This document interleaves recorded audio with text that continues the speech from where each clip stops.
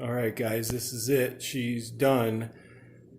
I have to order a custom brake line, but besides that, the front brakes are hooked up on one caliper and it's fine for right now. It's all tuned. I got a little video I'll post after it riding.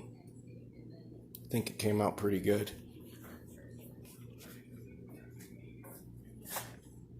The seat really came out good. I can't say enough about this guy. Tough side seats.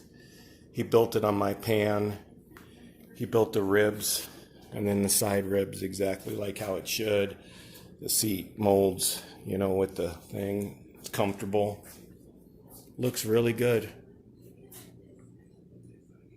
Came out. I'm happy with it. We were riding it today. I'm going to order a custom brake line for the front just to clean it up.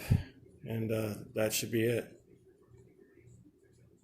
Thanks for watching, guys.